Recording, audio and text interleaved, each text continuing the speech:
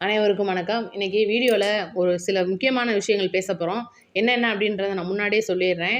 திமுகவை ஒதுக்குதா செந்தில் பாலாஜி? அல்லது செந்தில் பாலாஜி திமுகவை ஒதுக்குகிறாரா? அப்படின்னு ஒரு மிகப்பெரிய ஒரு வேலை போயிட்டுருக்கு. அத பத்தி நம்ம பேசப் போறோம். அதுல செந்தில் பாலாஜி எடுக்கப் போகும் மிக முக்கியமான முடிவு ஒண்ணு இருக்கு. இன்னைக்கு நம்மளுடைய தமிழக முதலமைச்சர் அவர்கள் வெற்றி தமிழ்நாடு முதலீட்டாளர் மாநாட்டுல மிகப்பெரிய அளவு ஒரு உரை கொடுக்கப் போறாரு. கிட்டத்தட்ட 1,10,000 இளைஞர்களுக்கு தமிழ்நாட்டுல வேலை கிடைக்கிறதுக்கான மிகப்பெரிய ஒரு வாய்ப்பு இருக்கு. அத பத்தி நம்ம பேசப் போறோம். இன்னைக்கு தமிழ்நாட்டுல பார்த்தீங்கன்னா, சொத்து வரி உயர்ந்துருச்சுன்னு சொல்லிட்டு நெறைய பேர் பயங்கரமா வந்து பேசிட்டு இருக்காங்க. அதுக்கு நெறைய பேர் கமெண்ட்டும் கேட்டிருந்தீங்க. என்னக்கா நடக்குது அப்படின்னு சொல்லிட்டு. அத பத்தி நம்ம பேசப் போறோம். நம்மளுடைய வெற்றி கனவு இல்லம் திட்டம்னு சொல்லிட்டு நம்மளுடைய முதலமைச்சர் அவர்களுடைய திட்டம் ஓப்பன் ஆயிருக்கு. 5,00,000 ரூபாய் வரைக்கும் இதுல நீங்க உங்க பேங்க் அக்கவுண்ட்ல வாங்கிக்கலாம். அது யார் யாருக்கு கிடைக்கப் போகுது அப்படின்றதையும் மறக்காம கமெண்ட்ல கேட்டவங்க இத முழுசா பாருங்க. பார்த்துட்டு ஸ்கிப் பண்ணாம பார்த்துட்டு உங்களுடைய நண்பர்களுக்கு ஷேர் பண்ணி விடுங்க. வீடியோக்கு ஒரு லைக்க பண்ணிருங்க. ஓகே, இப்ப வீடியோக்குள்ள போவோம். ஃபர்ஸ்ட் திமுகவுடைய சில சலசலப்பான விஷயத்துக்குள்ள வருவோம். இன்னைக்கு பார்த்தீங்கன்னா, சட்டசபையை பொறுத்தவரைக்கும் செந்தில் பாலாஜி அவர்கள் எல்லாரோடையும் கலந்துரையாடுறது, அவர் கூட எல்லாரும் கலந்துரையாடுறது, இவ்வளோ நாள் வந்து அப்படிதான் போயிட்டு இருந்திருக்கு. இன்னைக்கு திமுகவுல இருக்கிற எத்தனையோ எம்எல்ஏக்கள்ல அதிக வழக்கு வாங்கின எம்எல்ஏ யாருன்னு கேட்டிங்கன்னா, அது செந்தில் பாலாஜி தான். குதிரை பேர வழக்கா இருக்கட்டும், கரூர் வழக்கா இருக்கட்டும், இந்த மாதிரி ஏகப்பட்ட வழக்கு, டிரான்ஸ்ஃபார்மர் ஊழல், மின்சாரத்துறையில் ஊழல், இன்னும் டாஸ்மாக்ல ஊழல், இந்த மாதிரி ஏகப்பட்ட வழக்கு, சொத்து குவிப்பு வழக்கு, இந்த மாதிரி ஏகப்பட்ட விஷயங்கள்ல செந்தில் பாலாஜி வசமாக சிக்கியிருக்காரு. இவர் பார்த்தீங்கன்னா அதிமுகவில் இருந்தது எல்லாருக்குமே தெரியும். அங்கேருந்து இங்கே வந்திருக்காரு. வந்த உடனே பார்த்தீங்கன்னா ரொம்ப நெருங்கி ஸ்டாலின் அவர்களுடைய நெருங்கி பழகினாரு. இவருடைய வரலாறுலாம் எடுத்து பார்த்தோம்னா பயங்கரமாக வீசும். அதனால நம்ம அதுக்குள்ளே போகக்கூடாது. இன்னைக்கு அவர் திமுகவுக்கு உண்மையா இருந்தாரா அப்படின்னு கேட்டிங்கன்னா, ரொம்ப உண்மையா இருந்திருக்காரு செந்தில் பாலாஜி அவர்கள்.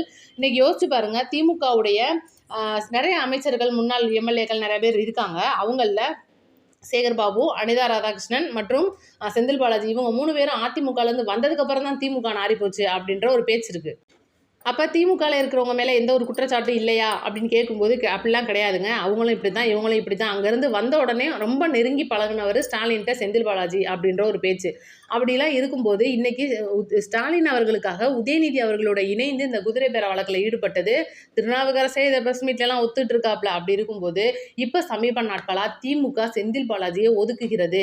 சென்னையில தான் செந்தில் பாலாஜி இருக்காருன்னு தெரிஞ்சும், அவருக்கு இந்த குதிரை பேர வழக்குலையும் சரி, இப்ப கரூர் வழக்குலையும் சரி, எந்த ஒரு ஹெல்ப்பும் பண்ணாம உதயநிதி ஸ்டாலினும் வெறுத்து ஒதுக்குகிறார்கள் அப்படின்ற ஒரு விஷயம்.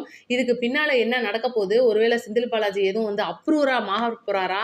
இல்ல ஏதாவது ஒரு பிரச்சனையா அப்படின்னு யோசிக்கும் போது, எந்த ஒரு இடத்துலயும் வாய் திறக்க மாட்டேன் அப்படின்னு ரொம்பவே உன்னிப்பா இருக்காரு. பிரஸ் மீட்ல 2 விஷயம் 3 விஷயம் சொல்றாரே தவிர, இன்னைக்கு செந்தில் பாலாஜி அவர்கள் அதாவது ஏர்பிளேன் மோடுக்கு போய் ரொம்ப நாள் ஆச்சு அப்படின்னு திமுக வட்டாரத்துல ஒரு மிகப்பெரிய பேச்சு அடிபடுது.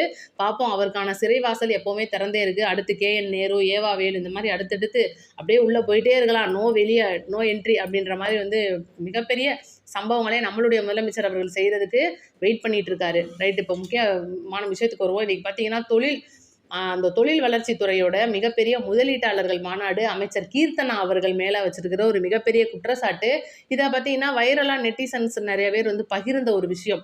ஒரு சிவகாசியிலேருந்து ஒருத்தவங்க வந்து மிகப்பெரிய அளவில் வீடியோ போட்டு பேசியிருப்பாங்க. சிவகாசியில் நீங்கள் வந்து கால் வைக்க முடியாது தொழில்துறை அமைச்சர் கீர்த்தனா அவர்களே, நீங்கள் வந்து சட்டவிரோதமாக செயல்படுற 200 பட்டாசாலைகளை மூடிட்டீங்க, நாங்கள்லாம் வறுமையில் வாடுறோம், அப்படி இப்படிலாம் சொல்லிட்டு இருக்கும்போது, நான் முந்தானேந்து அதுக்கான வீடியோ போட்டிருந்தேன். அவங்க ஒன்றும் கரெக்டானதை பூட்டலை, லைசன்ஸ் இல்லாத இந்த மாதிரி மோசமாக இயங்குற, அரசுக்கு விரோதமாக இயங்குறதை தான் பூட்டியிருக்காங்கன்னு சொல்லும்போது, கமெண்ட்ல ஒரு சிஸ்டர் வந்து போட்டிருக்காங்க, சிஸ்டர்ஸ், கீர்த்தனா வந்து அமைச்சர் செஞ்சது உண்மையிலே 100க்கு 100% உண்மை. அந்த பட்டாசாலையில் சட்டவிரோதமாக வேலை பார்த்து அந்த திடீர்னு வந்து பற்றி எரிஞ்சு இறந்து போயிடுறனால இன்னைக்கு சிவகாசியில் நிறையா குழந்தைங்களுக்கு அம்மா அப்பா இல்லை. இந்த ஒரு பிரச்சனை அப்படின்றது அமைச்சர் கீர்த்தனா அவர்களுடைய காதுகளுக்கு போய் முதலமைச்சர் அவர்களுடைய உத்தரவின் பேரில் சட்டவிரோதமாக செயல்படாததை வந்து மூடியிருக்காங்க அப்படின்றது உண்மையிலேயே ரொம்ப வரவேற்கத்தக்க விஷயம். இந்த மாதிரி வீடியோ போட்டு பேசுகிறவங்க முழுக்க திமுக கைகுலிகள். நாங்கள் வந்து டிவிக்கு தான் ஓட்டு போட்டோம், அமைச்சர் கீர்த்தனா வந்து எங்கள் வீட்டு பிள்ளையா நினச்சி ஓட்டு போட்டோம்னு சொல்லிட்டு ஒரு மிகப்பெரிய வதந்திகளை கிளப்பிடுறதுல இன்னைக்கு வந்து சிவகாசி முதலிடத்துல இருக்குன்னு சொல்லிட்டு அவங்களுடைய பக்கத்து வீட்டுக்காரங்க, அதாவது குழந்தைய இறந்தவங்களுடைய பார்த்தவங்க, கண்ணுக்கு முன்னாடி பார்த்தவங்க, ஒரு ஆள் மட்டும் கிடையாதுங்க, கிட்டத்தட்ட 4 பேர் வந்து போட்டிருக்காங்க. கமெண்ட்லாம் நான் பின் பண்ணியிருக்கேன், பாருங்க பழைய வீடியோக்கள்ல. இவ்வளோ விஷயங்கள் அமைச்சர் கீர்த்தனா அவர்கள் செஞ்சிருக்காங்க அப்படின்னும் போது உண்மையிலே வந்து வரவேற்கத்தக்க ஒரு விஷயம். ரைட், இன்னைக்கு தொழில்துறையுடைய வெற்றி தமிழ்நாடு முதலீட்டாளர்கள் மாநாட்டில் கிட்டத்தட்ட 20-30க்கு மேற்பட்ட தொழில் நிறுவனங்கள் 1000 கோடியிலிருந்து ஆரம்பிச்சு கிட்டத்தட்ட 10,000 கோடி வரைக்குமான முதலீடுகள் பண்ணிட்டு இருக்காங்க. கிருஷ்ணகிரியில் வந்து ஒரு விஷயம் அமைய போகுது. தூத்துக்குடியில் அமைய போகுது. சைடில் பாருங்கள் இவ்வளோ நிறுவனங்கள் எத்தனாயிரம் கோடியை வந்து தமிழ்நாட்டை நம்பி கொடுக்குறாங்க அப்படின்னா இதுக்கு காரணமும் தொழில்துறை அமைச்சர் கீர்த்தனா அவர்கள் தான். அவங்களுடைய அந்த பேச்சுவார்த்தை இதுக்கு முன்னாடி ஸ்டாலின் அவர்களுடைய ஆட்சியில் இருக்கும்போது இத்தனை % வந்து திமுகவுக்கு நீங்கள் கொடுக்கணும், ஸ்டாலின் சாருக்கு டேக்ஸ் கட்டணும் அப்படின்ற ஒரு விஷயத்தில் ஓடிப்போன, அதாவது அண்டை மாநிலங்களுக்கு ஓடிப்போன தொழில் முதலீட்டாளர்கள் இன்னைக்கு தமிழ்நாட்டுக்கு வந்து முதல்வர் விஜய் அவர்களுடைய தலைமையில் புரிந்துணர்வு ஒப்பந்தம் பண்ணிட்டு இருக்காங்க அப்படின்னா எவ்வளோ பெரிய விஷயம் பாருங்க. வெளிப்படைத்தன்மையான நிர்வாகம். நீங்கள் உங்களுடைய நிறுவனத்தை அமைச்சுக்கோங்க, எங்களுடைய இளைஞர்களுக்கு வேலை போட்டு கொடுங்க அப்படின்றது ஒன்று மட்டும்தான் நம்மளுடைய அரசோட ஒரு கோரிக்கையாக இருக்குது.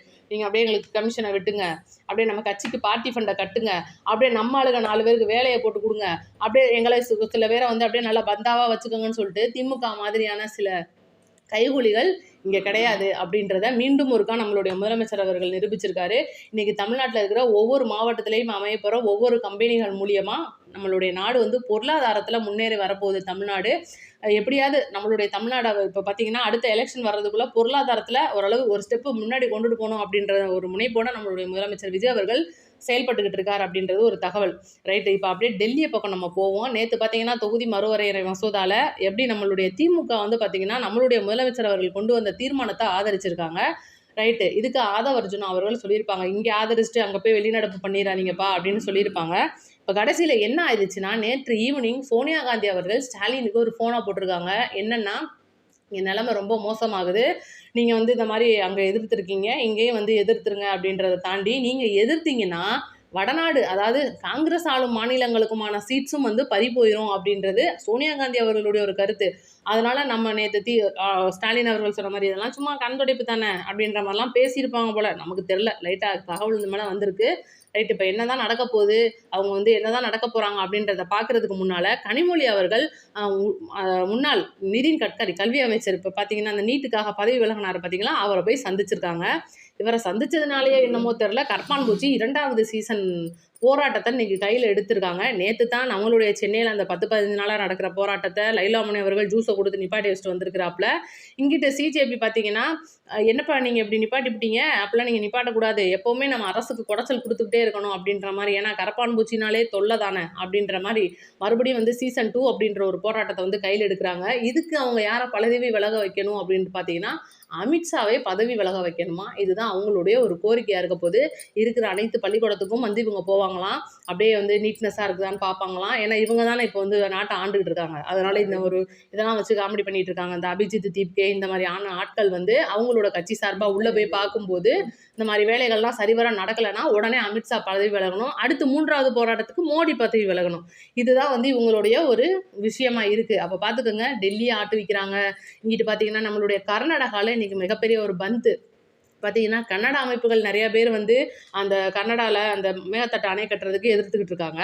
ஆனால் தமிழ்நாட்டில் வந்து சில பேர் இந்த யார் வாட்டாள் நாகராஜா அவர் மாதிரியான ஆட்கள் வந்து முந்தானத்து பந்தை நடத்தி உள்ளே போயிருக்காங்க. இருந்தாலும் கூட தமிழ்நாட்டுக்கு ஒரு சொட்டு தண்ணி தரமாட்டோம் அப்படின்றது இன்றைக்கி அவங்களோட ஒரு கோரிக்கையாக இருக்குது.